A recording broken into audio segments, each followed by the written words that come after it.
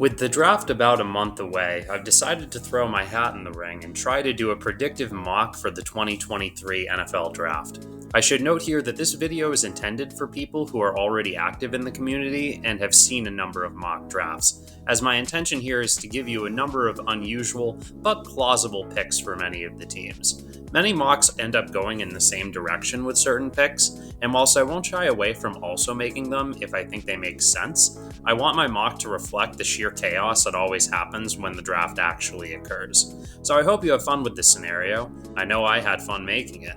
If you do, please like, share, subscribe, and all that jazz. The Panthers are on the clock. Now, the Panthers traded 2 first-round picks, 2 second-round picks, and one of their only good players to get this pick, so we can safely assume it's going to be a quarterback. Whilst it might seem like a smokescreen, all signs do seem to point to Carolina taking CJ Stroud here.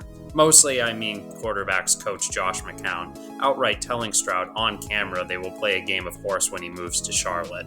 So boring as it sounds, the Panthers take Stroud number 1 overall.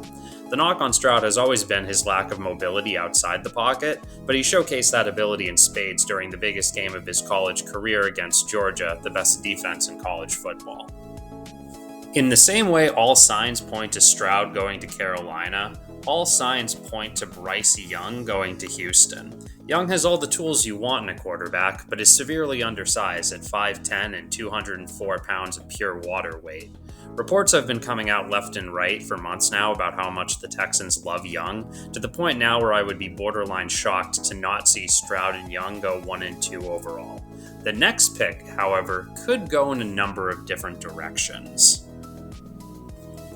With Anthony Richardson's stock seemingly soaring higher and higher with each passing day, I think the odds that a team jumps in front of Indianapolis to take him just keep going up, which means Arizona gets its wish to trade down. Many teams will likely be in contention for this pick, but here I have the Titans outbidding everyone for the right to take Richardson, trading 2 first-round picks plus some sweeteners for the privilege.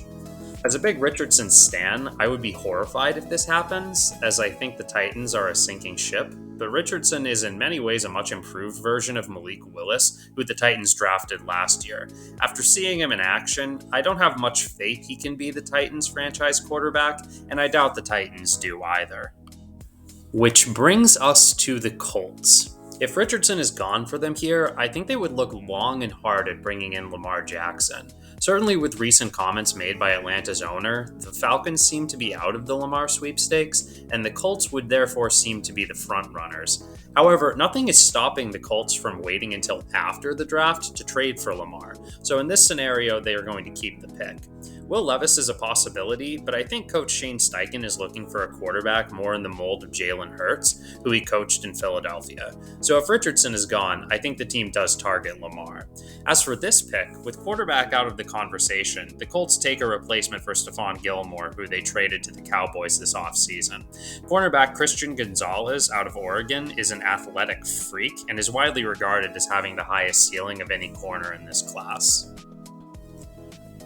As for Seattle, they are also a contender to trade up to take Richardson, but having missed out in this scenario, they take the player many regard as the best in this class, defensive tackle Jalen Carter out of Georgia. Many are concerned about his off-the-field issues, but I think we have a kind of Kayvon Thibodeau type situation, where teams are putting out negative comments about him, hoping he will fall to them. Of course, there is a difference here, as Carter was involved in drag racing, which is a pretty serious crime, whereas Thibodeau was always just kind of a weirdo who was really into NFTs, but I think for draft purposes, the practical effect will be the same. Carter is just too talented to fall, and with Seattle having BT Jordan, one of the best defensive line coaches in the league, this would be a match made in heaven. Here at pick 6, we have another trade. I don't think with so many quarterback-needy teams that Will Levis will fall very far. I also don't think he's the Lions' cup of tea. The Commanders, on the other hand, have both a coach and a general manager who might be on the hot seat next season, and with Sam Howell currently slated to be their starter, they make the aggressive trade up here to take Will Levis out of Kentucky, trading 2 first-round picks plus a sweetener to do so. Levis didn't have the best year in 2022, but he also had the worst supporting cast of all of the first-round quarterbacks. At least in Washington, he'll have capable receivers. Any team who wants Levis will likely have to trade in front of the Raiders at 7 just to be sure that they get him. And maybe the Raiders would have been interested in Levis, maybe they wouldn't. Either way, if the draft board falls this way, I think they will run up the card to take Will Anderson Jr., edge rusher out of Alabama.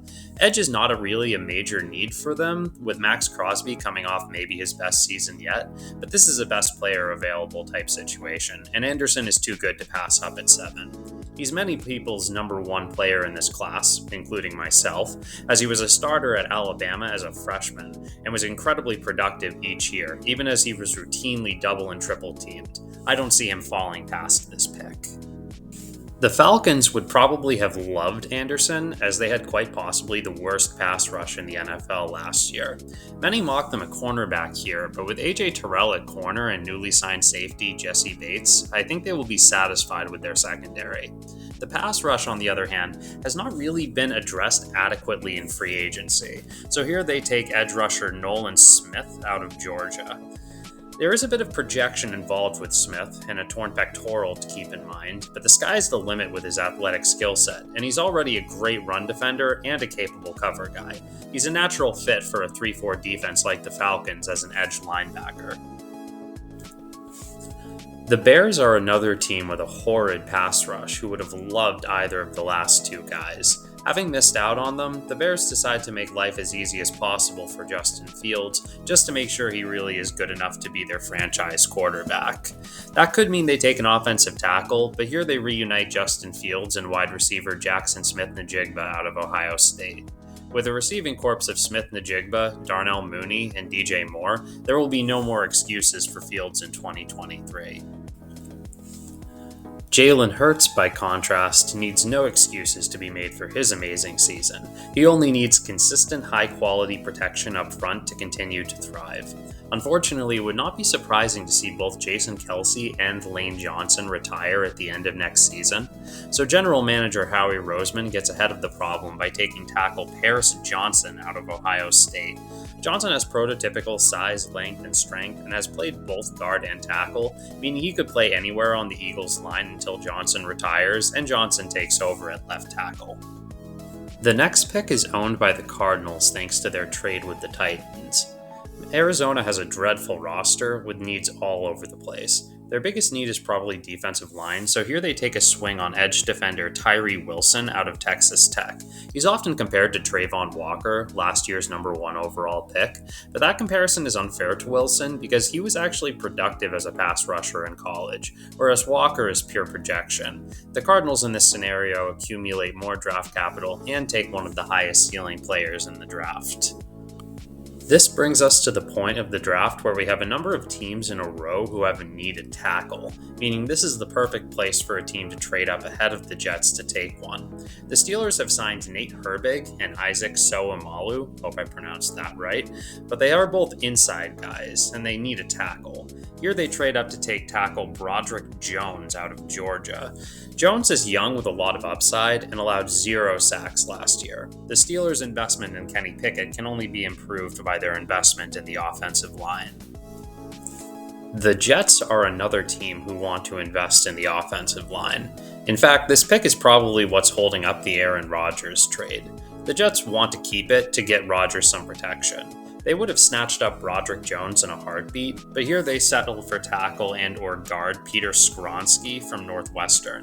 I think he projects best as a guard at the next level, but he did play tackle in college, and he has all of the technical aspects of the position down. The Jets won't be too disappointed with him.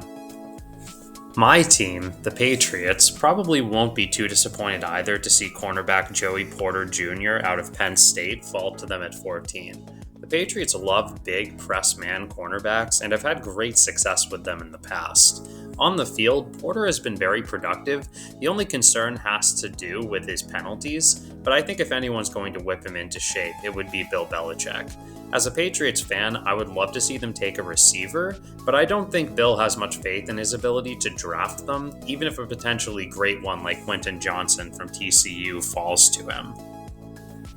The Vikings, on the other hand, have a lot of faith in their ability to draft receivers, and they trade up to take him.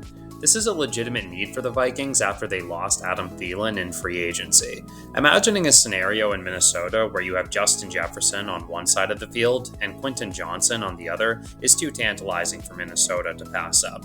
Usually teams do not do trades within their divisions, but Minnesota proved last year they were more than willing to do so, and do it again this year with the Packers. The Lions may have taken a receiver, but I think they look elsewhere after trading back with the Commanders. They invested heavily in corner this offseason, but Emmanuel Moseley is coming off a torn ACL and he only signed a one-year contract. Combine that with the fact that cornerback Devin Witherspoon out of Illinois has fallen to them, and I think you can put two and two together. Witherspoon is somewhat undersized, but he plays with a mean streak and has exactly the attitude towards football that will make Coach Dan Campbell fall in love with him. The Texans have been pretty active in the free agency period, but have noticeably avoided upgrading their front seven on defense. Here they take defensive lineman Lucas Van Ness out of Iowa. Van Ness is strong as an ox and regularly bowled people over in college. He's still a raw prospect, but new coach DeMarco Ryans has plenty of time to develop him.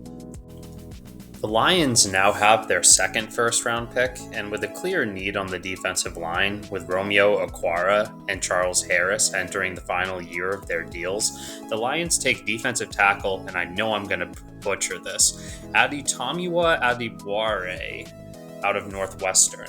Another somewhat undersized guy, Adebawore has at least long enough arms to give him the positional versatility to play tackle or end in the NFL. The Lions in this scenario draft for mentality over size.